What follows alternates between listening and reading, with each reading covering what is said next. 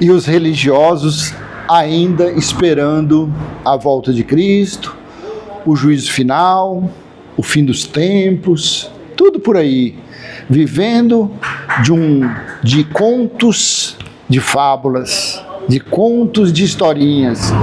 E quanto a isso, os seus pregadores, os seus líderes, cada vez mais poderosos e mais ricos, mais estufados, mais gordos, né?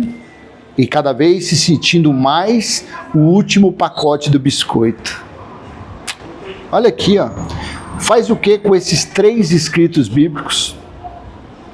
Quando nós falamos que todo religioso ele é incrédulo, que todo religioso ele é cabeça de bagre, que todo religioso ele é anticristo, tem uns que dá os pulinhos, tem uns que ficam revoltadinhos. Quando você fala que um religioso não sabe nada de Bíblia, ele fica espumando pelos cantos da boca. É isso mesmo. Tem uns que ficam até sapateando de tanta raiva. Eu não aceito, eu não aceito, eu não aceito, eu não aceito.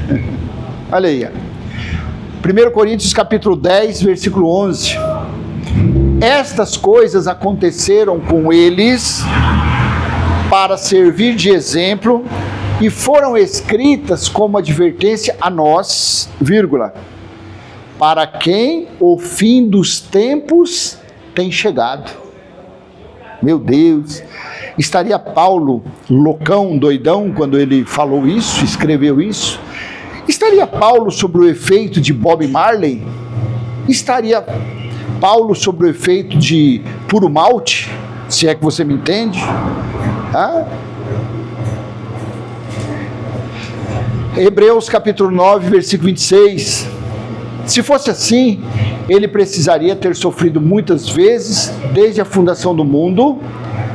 Agora, porém, ao chegar ao fim dos tempos, ele se manifestou uma vez por todas para aniquilar o pecado por meio do sacrifício de si mesmo.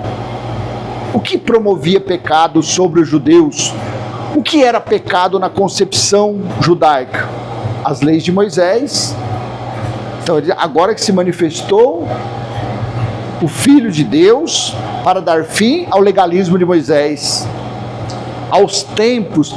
Gente, fim dos tempos significou o fim dos tempos do reinado de Moisés, fim dos tempos do império de trevas e de morte de Moisés. Esse foi o fim dos tempos.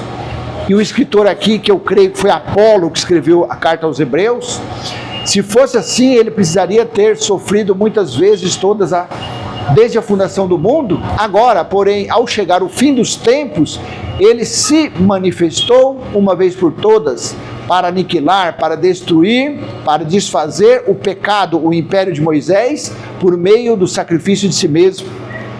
Tiago capítulo 5, versículo 3, o seu ouro e a sua prata estão enferrujados, e essa ferrugem será testemunha contra vocês, e há de devorar como fogo o corpo de vocês.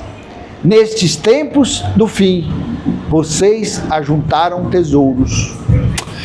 Está escrito na Bíblia que quem viveu os fins dos tempos, ou o fim dos tempos, foram os discípulos até o ano 70. O fim dos tempos se deu exatamente na metade do ano 70, quando, pelo fogo do zelo de Deus, por isso que Tiago falou de fogo, pelo fogo do zelo de Deus, Sofonias capítulo 1, versículo 18, o dia do Senhor aconteceu com fogo, 2 Pedro 3,10, o dia do Senhor. Quando aconteceu isso? Quando Jerusalém, entre a metade do ano 69 até a metade do ano 70, a Jerusalém, ela foi destruída, 2/3 da cidade, pelo fogo, pelo ataque dos gentios, dos soldados romanos. E qual era o símbolo principal do pecado? Qual era o símbolo principal de Moisés? O templo. O templo era o principal modelo, era a principal ferramenta, era o principal instrumento. O templo caiu na metade do ano 70, sendo destruído totalmente, até os alicerces, até os baldrames da fundação foram queimados pelo fogo. As ferragens, as pedras não suportou o fogo do zelo de Deus, porque assim está lá em Isaías 29, do versículo 1 ao 3.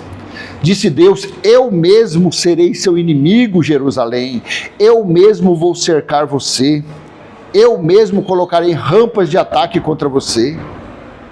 Jesus disse em Lucas 19, do 41 ao 43, 44, quando ele chegou em Jerusalém, ele chorou, porque vocês não reconheceram a vinda de Deus.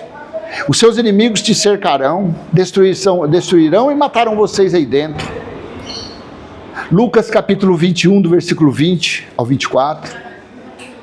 Ele disse aos discípulos: quando vocês virem, quando vocês olharem, quando vocês perceberem Jerusalém cercada de exército, saibam que chegou a sua destruição. Aqueles dias serão dias de vingança, para se cumprir tudo o que foi dito. No versículo 22. Versículo 23. Ai das que estiverem grávidas e das que amamentarem naqueles dias, porque a ira de Deus será contra este povo, contra eles naquela época. E vocês, religiosos, esperando a volta de Cristo e o final dos tempos. Pedro perguntou: Senhor, o que será de nós que estamos te seguindo? Jesus respondeu em Mateus 19, 28, vocês que estão me seguindo sentarão em 12 tronos para julgar as 12 tribos de Israel. Assim se deu o julgamento da prostituta da nação de Israel, assim se deu o julgamento nos últimos dias.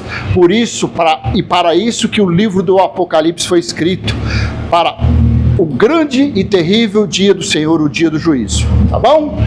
Deixa a religião de lado. Acredite, a religião é um lixo, a religião é uma porcaria, a religião é um poço de mentira.